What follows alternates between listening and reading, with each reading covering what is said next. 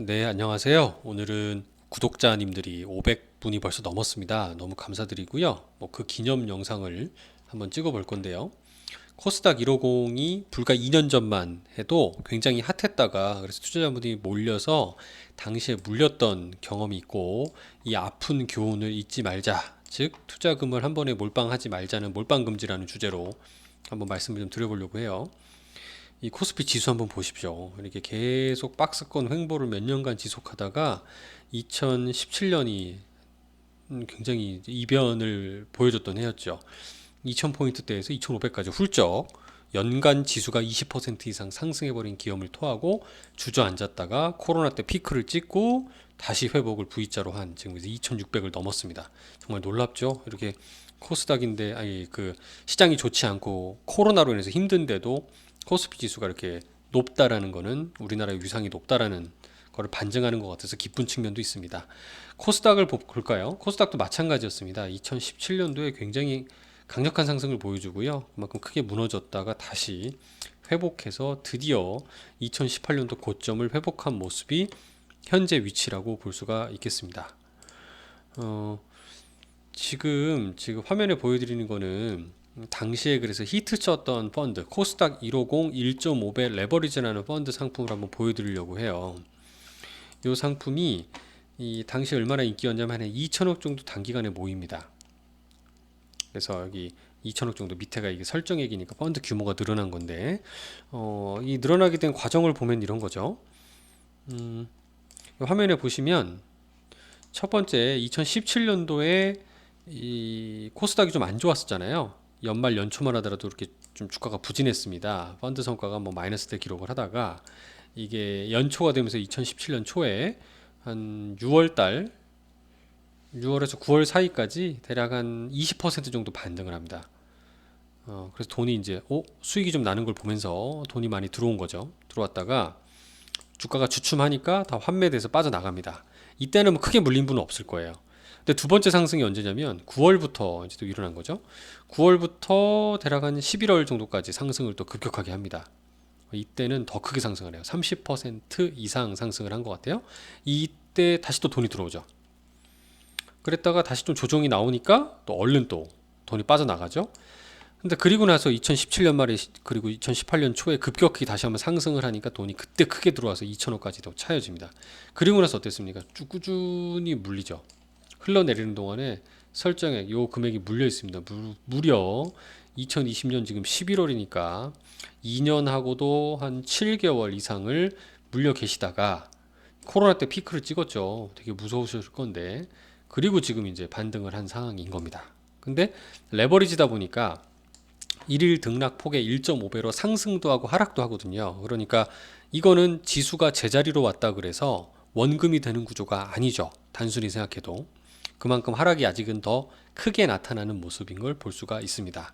그래서 이 흥분했던 구간들을 분해해서 찾아보니까 이렇습니다. 먼저 상승할 때였죠. 2017년도에서 3월달에서 말까지 아까 제가 설명드렸던 부분인데 6월에서 9월까지의 구간이 이랬고요. 한 20% 상승. 그리고 9월부터 11월까지의 2차 상승이 이제 좀 더 높은 기울기로 대략 한 30% 가까이 상승하는 걸 볼 수가 있었고요. 그리고 11월에서 12월 사이까지 단숨에 또 여기서 또 한 번 30% 폭등을 합니다. 사람들이 흥분할 수밖에 없겠죠. 각도가 점점 가파르게 상승하는 모습을 보여줍니다. 근데 중요한 건 돈은 언제 들어왔다고요? 요때 많이 들어왔어요. 안타깝지만. 이 상승하는 걸 보고 들어오셨는데 좀 하락하죠? 그냥 좀 하락했다고 보기에는 상당히 그 폭이 크긴 했습니다. 단기적으로 한 30% 정도 하락을 한 모습을 보실 수가 있고요. 근데 그럼에도 불구하고 앞서 1차 상승, 2차 상승, 3차 상승을 보신 분들은 뭐 3세판이고 뭔가 더 갈 것처럼 보여지시잖아요. 그래서 투기적인 분들은 더 들어오셨을 거예요. 그리고 이때 들어오신 분들이 콱 물렸다라는 거를 다시 한번 확인해 보실 수가 있어요.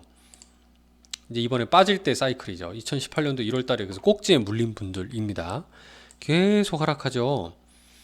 올해 코로나 때가 뭐 무려 마이너스 70% 이상까지 원금이 날라갔어요. 그러면 평가액이긴 하지만 얼마나 속상하고 불안하시고 무서웠겠습니까? 마이너스 한 80%까지 됐으면. 근데 다행히도 이게 지금 회복이 돼서 지수는 제자리까지 왔지만 마이너스 한 31% 정도, 한 32% 정도 수준이라는 것을 현재 상황을 보실 수가 있습니다. 제가 이제 이 현상을 말씀드리는 건 뭐냐면 우리의 심리가 이렇게 과거 경험에 휘둘리기 쉽다라는 것을 다시 한번 좀 말씀을 드리고 싶은 거고요. 지수를 겹쳐놓은 이유는 코스닥 지수는 거의 원금에 회복을 했는데 어떤 분들은 왜 내 레버리지 펀드는 회복이 안 돼라고 말씀하시는 분들이 있을까 봐서 참고하십사 말씀을 드리는 건데 이게 코스닥 150 레버리지거든요. 1.5배. 그러니까 우리도 코스피 지수랑 코스피 200이라는 지수가 있어요. 그러니까 전체 종목 중에 상위 200 종목을 코스피 200이라고 하잖아요. 요거랑 코스피 지수는 움직임이 달라요. 그런 것처럼 코스닥도 코스닥 전체 지수하고요. 코스닥 150이라고 하는 지수는 움직임이 다를 수밖에 없습니다. 코스닥 전체로 놓고 보면은 거의 원금에 가까이 지수가 회복이 됐지만 코스닥 150 지수만을 놓고 보면 아직도 한 마이너스 20% 정도 수준으로 하락을 해 있고요. 단순히 여기에 1.5배만 곱해 보시더라도 마이너스 한 30%대 수준에 지금 펀드가 와 있다는 것을 확인해 보실 수가 있을 것 같습니다. 그러니까 제가 드리고 싶은 말씀은 앞서 상승이 큰 폭으로 20에서 30%대씩 3번이나 나타났으면은 향후에도 이런 현상이 뭐 나타난다고 했을 때 너무 흥분하시기보다는 오히려 침착하게 과거에 이런 일들이 있었다라는 걸 생각하시고 몰빵하지 않으셨으면 하는 바람에서 말씀을 드리고 있어요. 왜냐하면 우리가 지금 위치하는 현 시점이 이 주가가 아주 싼 레벨이라기보다는 점점 비싼 영역으로 들어가서 거의 버블로 가는 지경으로 몇 년째 가고 있기 때문에 그런 것 같습니다. 그래서 장기적인 믿음을 가지고 지수 한 배짜리에다가 투자를 하시는 거는 뭐 코스닥이나 뭐 나스닥이라든가 제가 앞서 소개해드렸던 많은 상품들이 있어서 문제가 없겠지만 이렇게 레버리지형 상품으로 투자하실 때는 이렇게 흥분해 있을 때 투자하실 때는요 조금 내 느낌과 다르게 갑자기 단기간에 하락한다고 그랬을 때는 좀 빠르게 손절을 한다든가 본인만의 위험 관리 원칙을 좀 준비를 하셨으면 하는 생각입니다. 그래서 제가 말씀을 드린 거고요. 그러면 이제 언제 그러면 주로 투자를 하면 되니? 라는 질문을 주시는 분들이 있을까 봐서 제가 마지막 요 화면 하나만 좀 띄워보려고 합니다. 사실 신문 기사를 보면 이제 매수 타이밍을 찾아볼 수가 있기는 해요. 왜냐면 이런 거죠.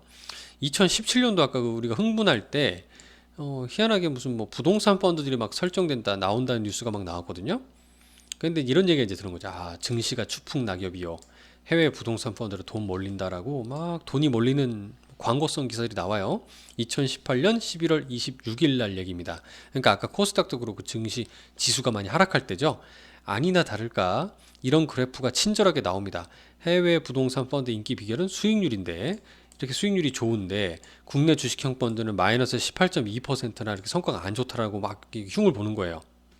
근데 저는 뭐 이해를 하면서도 사실은 역발상 차원에서 이때가 기회가 아닐까라고 해서 제가 한번 찾아봤거든요. 이 지금 11월 26일이잖아요. 11월 26일부터 제가 한번 찾아봤어요. 뭘 찾아봤냐면 이때부터 우리 코스피 지수에 ETF로 투자했으면 수익이 얼마큼 났을까를 봤거든요. 여기 보이십니까? 2018년 11월 26일이에요. 이 기사가 난 날부터 제가 투자를 해보니까 지금 현재까지 투자했으면 타이거 200이라는 코스피 200 ETF에 투자했을 때 무려 33%가 넘는 수익률을 기록하고 있다라는 거예요. 이런 그 코로나를 겪고도. 그러니까 저는 이제 드리고 싶은 말씀은 저도 이게 쉽지는 않지만 가급적 역발상을 하는 게 좋고 대중이 흥분해서 막 돈이 쏟아져 들어오는 자산들에 대해서는 무조건 투자하기보다는 충분히 숙고하시고 이 여차하면 끊고 나와야 된다는 마음을 하는 그런 마음가짐으로 투자를 하시면 좋겠다. 그게 아니면 정말 장기적인 비전을 놓고 분할 매수해서 차곡차곡 모아 가시는 것도 항상 좋은 결과를 가져다 주지 않을까라는 생각이 들어서 500회 기념으로 찍어봤습니다. 네, 부디 성공 투자하시면 좋겠습니다. 고맙습니다.